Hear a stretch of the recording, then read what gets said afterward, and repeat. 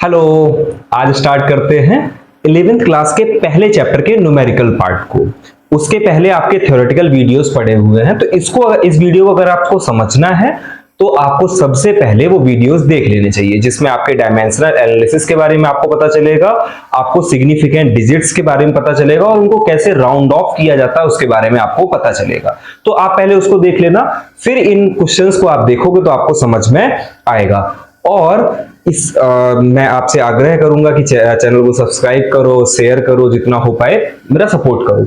कुल मिला के कोशिश ये करूंगा आपके लिए कि आपको बेस्ट से बेस्ट देने का प्रयास करूंगा। मैं काफी मेहनत मैं भी करूंगा और आपको बेस्ट देने का प्रयास करूंगा, जिससे कि वो बहुत आसानी से आपको सरल शब्दों में समझ में आ जाए। इतना सा मेरा प्रयास हमेशा रहेगा। बस आप लोग थोड़ा सा मोटिवेट रहने के लिए कुछ ना कुछ थोड़ा बहुत करते रहिए। कमेंट करिए, आप बताइए मुझे कि ये चीज ऐसी है या मुझे नहीं समझ में आ रही, इस पे वीडियोस दीजिए तो मुझे अच्छा लगेगा। ये वीडियो मैं इसीलिए बना रहा हूं क्योंकि यूनिट एंड मेजरमेंट के न्यूमेरिकल्स के लिए एक वीडियो की मांग हुई थी, तो मैंने इसलिए बनाया आपको। वैसे तो न्यूमेरिकल्स आपके जो वीडियोस हैं उनके साथ अटैच्ड हैं, बट ये नए वाले न्यूमेरिकल्स कुछ करते हैं। आइए देखते हैं।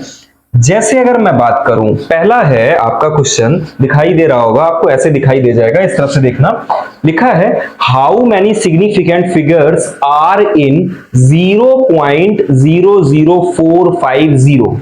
तो आपको जो रूल सिखाया गया था उसके अकॉर्डिंग आपको ध्यान ये रखना है कि यार इसमें हमें बताने हैं कि इसमें कितने सिग्निफिकेंट फिगर्स हैं। तो जब नंबर 1 से छोटा होगा, याद रखना है आपको इस चीज को, जब नंबर 1 से छोटा है, अभी ये 0 लगा है यहाँ, 1 से छोटा होगा तो ये आगे के जो सिग्निफिकेंट फिगर्स हैं, ये डिजिट्स हैं, ये सिग्निफिकेंट नहीं होते हैं। तो आंसर क्या हो जाएगा आपका 3 सिग्निफिकेंट डिजिट्स। और अगर कहीं स्पेसिफाई ही करना है कि आपको स्पेसिफाई करके बताना है कि ये कितने होंगे, तो आप कहोगे 4, 5 एंड 0। जो ये लास्ट के 3 हैं ये आपके सिग्निफिकेंट फिगर होंगे। समझ में आया पहला। दूसरा लिखा है एक्सप्रेस 602.40 टू 4 सिग्निफिकेंट फिगर। अब हमें क्या है कि इसको 4 सिग्निफिकेंट फिगर का बनाना है।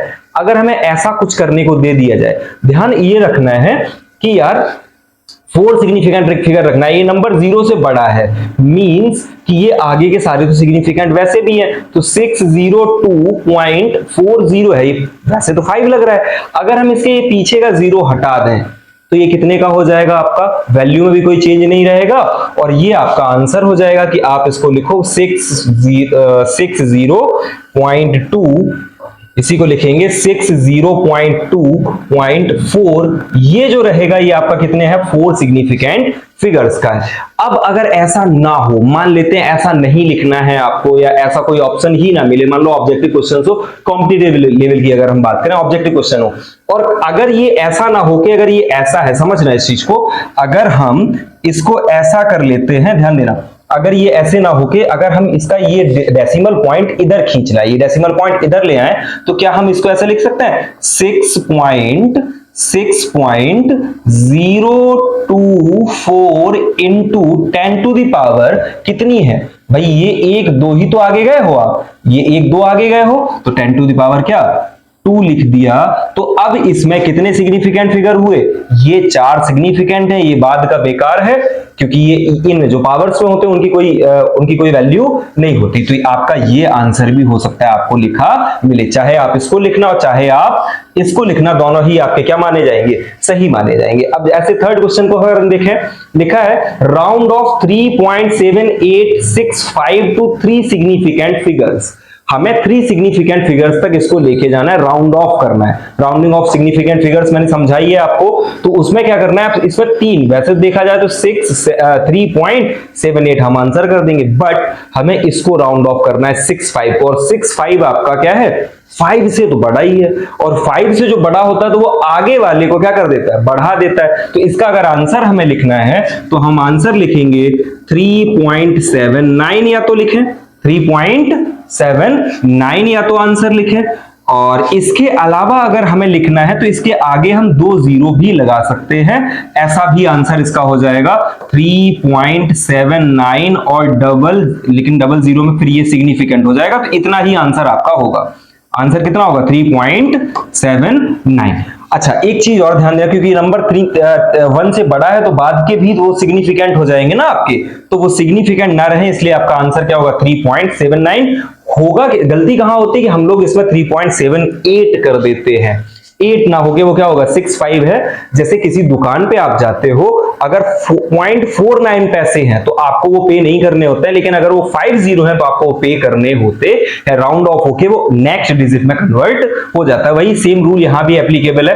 फिर लिखा हुआ है ऐड 12.6 प्लस 3.45 प्लस 0.234। इन सबको हमें अगर प्लस करना है तो गौर करना, इधर करने का प्रयास करते हैं कि 12.6 को प्लस किया, 3.45 को प्लस किया, ध्यान देना इस चीज को, और 0.234 को हमने प्लस किया। इतने को प्लस करना है। प्लस करना बड़ा आसान है हमारे लिए, प्लस करना तो हम आसानी से कर देंगे कि ये इधर 4 लिखेंगे, इसको 8 लिखेंगे, और ये 6 4 10 और 2 12 मींस 1, और ये आ जाएगा आपका 3 2 5 6, और ये हो जाएगा 16.284। ये तो आसान है, ये तो चीज क्या है, आसान है। बट प्रॉब्लम कहां है उस चीज को समझना। कभी भी जब मल्टीप्लाई करना हो, ऐड करना हो, डिवाइड करना हो, मल्टीप्लाई करना हो, ऐड करना हो, डिवाइड करना हो, सब्ट्रैक्ट करना हो, कुछ भी करना हो, तो जब मल्टीप्लाई वगैरह करते हैं तो उसमें लीस्ट सिग्निफिकेंट डिजिट्स जिसमें होंगे उसको रखते हैं। बट जब ऐड करते हैं और घटाते हैं, मतलब जोड़ते हैं और घटाते हैं, तो हमें ये गौर करना चाहिए कि लीस्ट सिग्निफिकेंट डिजिट ना देख के डेसिमल के बाद जो जिसके पास कम डिजिट्स हों उसके हिसाब से आपको चलना है। मतलब डेसिमल के बाद एक डिजिट ही रखनी है। डेसिमल के बाद कितनी डिजिट रखनी है आपको? एक। तो आपको इसको राउंड ऑफ करना पड़ेगा। ये जो पीछे लिखे हैं इनको क्या करना पड़ेगा? राउंड ऑफ करना पड़ेगा। और आंसर इसका जो आएगा, जो 84 है, 50 से तो बड़ा ही है, 50 होता उससे बड़ा है, तो इसको आप एक बढ़ा के इसका जो आंसर होगा वो होगा आपका करेक्ट सिग्निफिकेंट फिगर्स में बताना है तो 16.3। बात समझ में आई? इसका आंसर क्या होगा? 16.3। यहां तक बात समझ में आई या नहीं आई कि इसका सिग्निफिकेंट जब हम देखेंगे तो इसके पास डेसिमल के बाद एक सिग्निफिकेंट है, तो आपको जो लास्ट में लेके आना है उसमें भी क्या होना चाहिए? एक सिग्निफिकेंट ही होना चाहिए। तो इसका आंसर क्या होगा आपका? 16.3। ऐसे एक और लिखा हुआ है आपका, जो ये दिख रहा होगा अभी तो, कि मल्टीप्लाई, अब हमें मल्टीप्लाई करना है 4.56 into 1.4 and report the answer with proper significant figure. अब हमें अगर ये मल्टीप्लाई करना तो गौर करना, 4.56 है, मल्टीप्लाई किससे किया? 1.4 से। तो वैसे तो हम अगर मल्टीप्लाई करेंगे तो बड़ा आसान सा है अपने लिए कि यार देखना, अब हम लोग को करना क्या था? 4.56 इंटू 1.4, तो 4.56 जैसे मुझे आता है वैसे मैं करके दिखा रहा हूं। तो 4 से 4 6 जा 24, और 4 5 जा 20, 22 हो जाएगा इधर, और 4 4 जा 16, 16 और 2 18 यहां आया। और इसको तो एज इट इज ही लिख लेते हैं, ऐसे ही तो करते हैं ना। और ये हो गया 4 8 13, फिर ये आ जाएगा 6। अब 1 2 3 डिजिट बाद क्या लगा देंगे हम? डेसिमल लगा देंगे। हमारा मल्टीप्लिकेशन तो ये आया, मल्टीप्लिकेशन हमारा आ गया आपका 6.384, मींस इसके लिए हमारा मल्टीप्लिकेशन आ गया 6.384। लेकिन हमें रखने हैं लीस्ट सिग्निफिकेंट डिजिट्स, तो राउंडिंग ऑफ करनी पड़ेगी। राउंडिंग ऑफ करने के लिए क्या ध्यान देना है? लीस्ट किसमें है? इसमें 2 सिग्निफिकेंट, मतलब इसका आंसर जो होगा वो आपको 2 सिग्निफिकेंट फिगर तक लेके आना है। अब ये 84 है, ये आपका क्या है? बड़ा है। 84 है, क्या है ये? बड़ा है। बड़ा है तो आप क्या करोगे? इसको राउंड ऑफ करोगे और इसका आंसर जो हो जाएगा फाइनल हो जाएगा 6.4। ऐसे करके आपको आंसर्स करने होते हैं। वैसे तो इसके नीचे और सवाल हैं, 1 मिनट मुझे देना, मैं समझने का प्रयास करता हूं। और इसको अगर हम ऐसे देखें, 6 वाला ये है, दिखना थोड़ा सा हो सकता है प्रॉपर ना हो, और इनको अगर हटा दिया जाए और पेन पे ले आते हैं, इससे देखें तो अगर इन स्ट्रोक्स को के लिए मिटाया जाए, मिटेंगे? हाँ, मिट जाएंगे। तो ऐसा करते हैं, इनको मिटा देते हैं।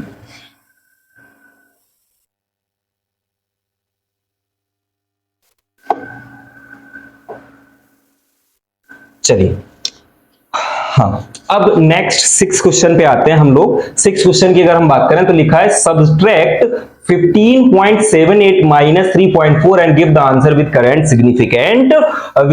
Significant figures. तो हमें क्या करना है, सबसे पहले 15.78 लिखा आपने, क्या लिखा 15.78 और डिवाइड कराया आपने 3.4 से। फिर गौर क्या करना है, लीस्ट वाले को ध्यान रखना है। तो इसमें डेसिमल के बाद लीस्ट ये वाला है। हालांकि आपको आंसर निकालना है जैसे रेगुलर मैथमेटिक्स होती है वैसे ही आंसर निकालना है आपको इसका, लेकिन ध्यान ये रखना है कि आंसर जब आएगा तब उसमें कितने सिग्निफिकेंट फिगर होंगे, लास्ट मतलब लीस्ट वाले। अभी मैं आपको तीनों के बारे में, ये जो लास्ट के बाकी क्वेश्चन है इनके बारे में हिंट करूंगा, आपको इन सब पे कमेंट करने पड़ेंगे। और इसमें से आप अगर घटाओगे तो यहाँ 0 ले लोगे, ये 8 ही आएगा, और 7 में से 4 जाएगा, ये 3 आएगा, और इसमें से ये आएगा तो 12.38 आया। हमें आंसर क्या करना है, एक डिजिट को, मतलब इसके बाद डेसिमल के बाद सिर्फ एक डिजिट होनी चाहिए, तो डेसिमल के बाद एक डिजिट रखेंगे। 8 है, ये 5 से बड़ा है, तो इसको हम बाहर कर मतलब बढ़ा देंगे, तो ये हो जाएगा आपका आंसर इसका 12.4। इसका आंसर क्या हो जाएगा आपका 12.4। यहां तक बात समझ में आ रही ना, 12.4। अब देखना, मैं अब इनके 7, 8, 9 और 10, आपको 10 भी दिखा दूंगा अभी, इन सबके आपको आंसर्स करने पड़ेंगे। हालांकि आपको ये पीडीएफ के फॉर्म में इसके साथ लिंक लगी होगी, उसमें आपको मिल जाएंगे। जैसे लिखा है 9.81 डिवाइडेड बाई 2.5।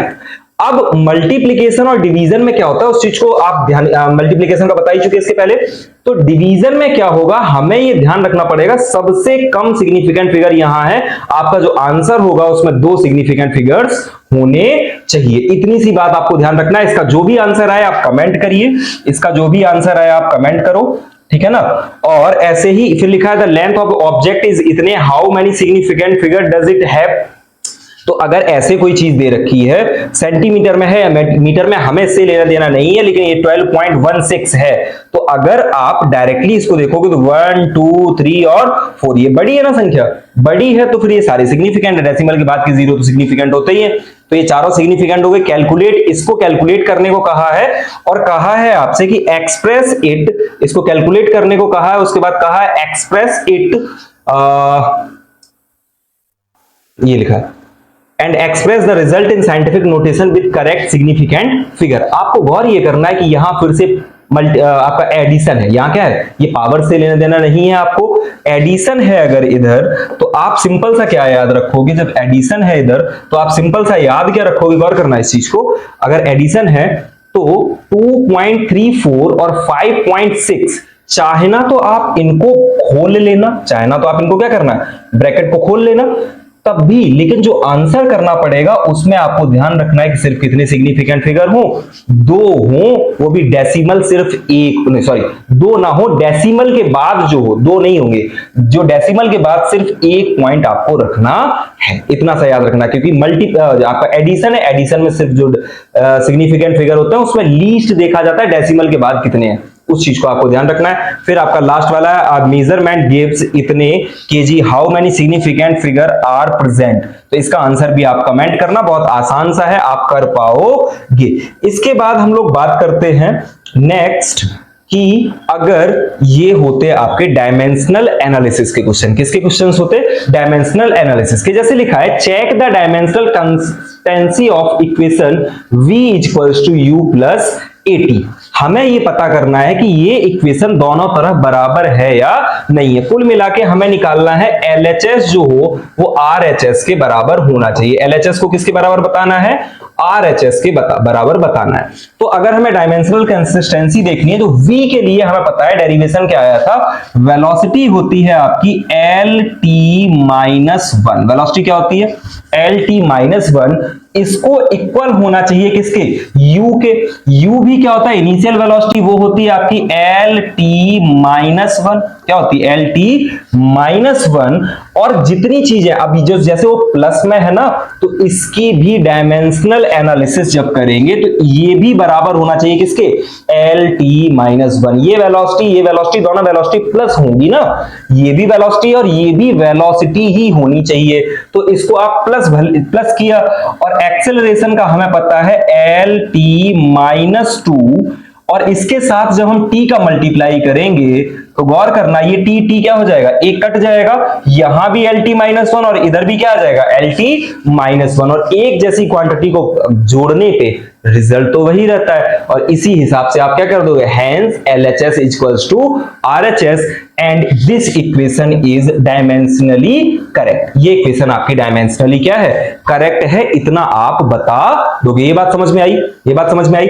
इसके बाद क्या करोगे, जैसे अगला क्वेश्चन है आपका, अगले क्वेश्चन की अगर हम बात करें, अगला क्वेश्चन है कुछ ऐसे, गौर करना इस चीज को, इनको हटा देते हैं, इसको हटा देते हैं, ध्यान देना। अगला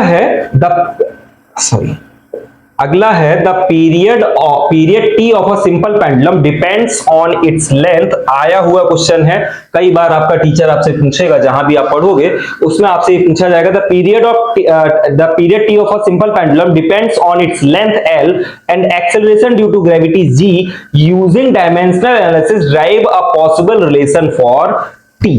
आपको ऐसा एक दे दिया जाएगा, ये विद द हेल्प ऑफ किससे हो जाएगा, डायमेंशनल एनालिसिस से ये हो जाएगा। कैसे, अगर आपसे बात कहा जाए, देखो ध्यान रखना, टाइम पीरियड अगर T है तो वो हो गया ये टाइम पीरियड, क्या हो गया, टाइम पीरियड का फॉर्मूला आया ये अगर डायरेक्टली प्रोपोर्शनल ले लिया जाए, ये अगर डायरेक्टली प्रोपोर्शनल ले लिया जाए किसके, लेंथ ले ली, तो ऐसा समझ ले लेंथ की पावर a हो, लेंथ की पावर क्या हो, a हो, एक्सेलरेशन ड्यू टू ग्रेविटी की पावर b हो, एक्सेलरेशन ड्यू टू ग्रेविटी की पावर क्या हो, b हो, कि जो टाइम पीरियड है वो डिपेंड कर रहा है लेंथ पे और एक्सेलरेशन ड्यू टू ग्रेविटी पे। ये बात समझ में आई कि नहीं आई, इनकी पावर तो कुछ हो ही सकती है ना, डिपेंड दो चीजों पे कर रहा है। तो हम क्या करेंगे, टाइम का तो t लिख लिया, लेंथ का अगर हम लिखेंगे, और करना इस चीज को, टाइम t लिखा, ये डायरेक्टली प्रोपोर्शनल है, लेंथ का जब लिखेंगे तो वो आता है L की पावर क्या हो जाएगा a, और g होता है एक्सेलरेशन ड्यू टू ग्रेविटी, मतलब LT माइनस 2, और इसकी पावर क्या हो जाएगा b। यहां तक कोई दिक्कत तो है नहीं, इसकी पावर 1 है, हमें मालूम है इसकी पावर क्या है 1 है, फिर यहां लिखा रहने दिया t एज इट इज, कोई दिक्कत नहीं, डायरेक्टली प्रोपोर्शनल किसके है, L को देखो तो L की पावर क्या हो जाएगी, इधर L ये है और इधर B है, अगर हम इसको ओपन करेंगे, दोनों को मर्ज करेंगे तो ये हो जाएगा L की पावर A प्लस B, ये क्या हो जाएगा, L की पावर A प्लस B, और इधर तो L है नहीं, और T की पावर हो जाएगा माइनस 2B, T की पावर क्या हो जाएगा माइनस 2B। यहां तक बात समझ में आई, यहां तक बात समझ में आई, क्लियर सी। अब सोचना, यहां पावर 1 है, मतलब L की पावर जो होगी, यहां L तो है नहीं, मतलब A plus B equals to, एक इक्वेशन अपने पास आई कि A प्लस बी जो होगा वो बराबर होगा किसके, 0 के। A प्लस बी किसके बराबर, एक इक्वेशन ये आई, और दूसरी इक्वेशन अपने पास आई है कि माइनस 2B इक्वल्स टू 1, क्योंकि यहां पावर क्या होगी 1 होगी, तो minus 2B is equals to, अगर 1 है तो ये माइनस इस तरफ जाएगा, पॉजिटिव हो जाएगा, और अगर हम माइनस को ना भी भेजें तो बने रहने दो, माइनस में ही आएगा, ध्यान देना। अब देखना, b इज इक्वल्स टू क्या लिखोगे आप, b equals to minus 1 upon 2, b equals to क्या लिखेंगे, माइनस 1 अपॉन 2, क्योंकि ये माइनस उस तरफ भी जाएगा तब भी वो माइनस रहेगा, माइनस का यहां मल्टीप्लाई करें चाहे वहां करें वही सेम रहेगा। अब b अगर आ गया आपके पास, तो b में फिर क्या करेंगे, हम इसमें पुट करेंगे, तो माइनस 1 अपॉन 2, जब ये इधर होगा ये इस तरफ जाएगा, क्या हो जाएगा प्लस 1 अपॉन 2, तो a की वैल्यू क्या आ जाएगी, प्लस 1 अपॉन 2। ये वैल्यूज आ गई किसकी, a और b की, मतलब जो आपने यहां इक्वेशन लिखी थी ना, l की पावर है 1 अपॉन 2, l की पावर क्या है 1 अपॉन 2, तो उसको ऐसे लिख दूं मैं कि ये पावर है a इक्वल्स टू 1 अपॉन 2, और ये वाली पावर है आपकी माइनस 1 अपॉन 2, और इसको जब हम सॉल्व करेंगे, फर्दर अगर मैं नेक्स्ट पेज ले लूं आपसे, तो ध्यान देना क्या आया अभी अपने पास कि क्या आया अपने पास कि t डायरेक्टली प्रोपोर्शनल L की पावर 1 अपॉन 2 और G की पावर माइनस 1 अपॉन 2, ये निकल के आया। इसको अगर हम अच्छे से और लिखना चाहेंगे तो ये डायरेक्टली प्रोपोर्शनल हो गया रूट L अपॉन G के, और हमें ये पता है ये प्रोपोर्शनलिटी साइन हटाते हैं तो टाइम पीरियड ऑफ पेंडुलम का फॉर्मूला होता है T equals to 2 pi under root L upon G। कुल मिला के डायमेंशनल एनालिसिस में कांस्टेंट का पता नहीं चलता है, लेकिन फॉर्मूले के बारे में पता चल जाता है, तो ये फॉर्मूला हमें पता चला। अगर अगला और सवाल हम कोई लें, अगला सवाल है आपका जैसे 13 वाला, इसके अलावा आपको जो है वो आपको ही करने पड़ेंगे, आप कमेंट करना उनके आंसर्स को, वीडियो नहीं तो बड़ा हो जाएगा फिर आप उसको देखोगे नहीं। फिर लिखा है the energy E of a photon is given by E equals to H nu, nu frequency होती है, where H is Planck constant and V is frequency, find the dimensions of H. मैं तो आपसे कहूंगा कि इसका भी कमेंट आप ही करें तो ज्यादा अच्छा रहेगा, क्योंकि E का आपको पता है फॉर्मूला mL2t-2 और फ्रीक्वेंसी होती है रेसिप्रोकल ऑफ टाइम पीरियड, तो वहां t की पावर -1 करना आप और इसका आंसर बहुत आसानी से आपका आ जाएगा। तो इसके लिए मैं आपसे कहूंगा, थोड़ी सी हिंट मैं आपको दे रहा हूं और इसको आप कंप्लीट करके दिखाएंगे मुझे, मतलब इसका कमेंट आप करेंगे। तो उसके लिए करना क्या है, ध्यान रखना इस चीज में कि जैसे E का फॉर्मूला होता है, एनर्जी कहीं भी होती है वो होती है mL2t-2, इसको आप जब बराबर करोगे ना, इस तरफ H का आपको पता नहीं, यहां समझ लेना यहां H ही है, यहां क्या समझ लेना, यहां H है और यहां जो फ्रीक्वेंसी है वो होती है टाइम पीरियड का -1, इनवर्स ऑफ टाइम। अब अगर आप इस वाले को इस तरफ ले आओ, इस वाले को कहां ले आओ, इस तरफ ले आओ, तो ये यहां आ जाएगा -1 ऊपर जाएगा प्लस होगा, फिर एक प्लैंक कांस्टेंट का आंसर आएगा, उसको आप कमेंट करिएगा। जो भी आंसर आएगा उसको आप क्या करेंगे, कमेंट करेंगे। फिर ऐसे अगला लिखा है check whether the equation F equals to mv²/r dimensionally correct. LHS और RHS वाला काम करना है आपको, आप कर लेंगे इसको आसानी से, नहीं आए तो कमेंट करिएगा, फिर हम आपको जरूर गाइड करेंगे उसी में, और नहीं तो नेक्स्ट वीडियो में भी गाइड कर सकते हैं। इसमें कुछ नहीं, LHS और RHS बराबर करोगे, फोर्स का mL2t-2 करोगे तो आ जाएगा वो। फिर लिखा density rho of a material is given by rho equals to m/v, फिर यही है डायमेंशन ऑफ, आपसे रो पूछा गया है, मास पता है आपको, मास की डायमेंशन m, वॉल्यूम की डायमेंशन आपको पता है L3, तो बस इसकी डायमेंशन आप निकाल सकते हो, उसको निकाल लेना। फिर लिखा है using dimensional analysis verify if s equals to ut plus half AT square, half AT cube लिखा है, वैसे तो स्क्वायर होता है। अब इसको जब आप निकालोगे तो ये डायमेंशनली करेक्ट निकलने वाली नहीं होगी, इसको आप निकालने का प्रयास करना। फिर अगला आपका जो आएगा, अगला जो आपका आएगा उसमें आपको क्या ध्यान रखना है कि the universal gravitational constant appears in Newton's law of gravitation equals to g m1 m2 है, ये यहां पे क्या होगा m1 और m2 upon r square, find the dimensions of g।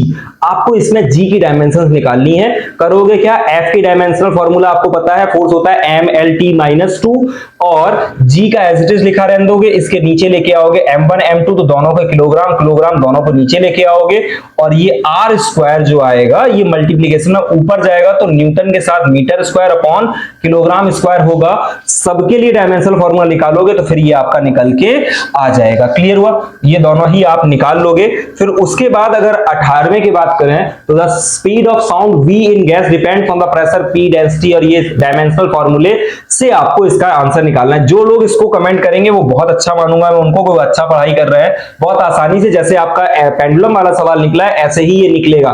Speed of sound v किसके डायरेक्टली प्रोपोर्शनल है, pressure के और डेंसिटी के, डिपेंड्स जब उन पे करेंगे तो डायमेंशनली प्रोपोर्शनल निकालेंगे, v directly proportional p and rho, और फिर उनके हिसाब से आपको क्या निकालनी पड़ेगी, उनकी डायमेंशनल एनालिसिस करनी पड़ेगी। अगला आपका जो सवाल है उसमें आप क्या ध्यान रखेंगे, इन सबकी पीडीएफ आपको मिल जाएगी, ऐसा नहीं अगर मैं वहां खड़ा था दिख ना रहा हो सकता है आपको, तो पीडीएफ आपको मिलेगी, उसमें आपको थोड़ा सा ध्यान रखना है।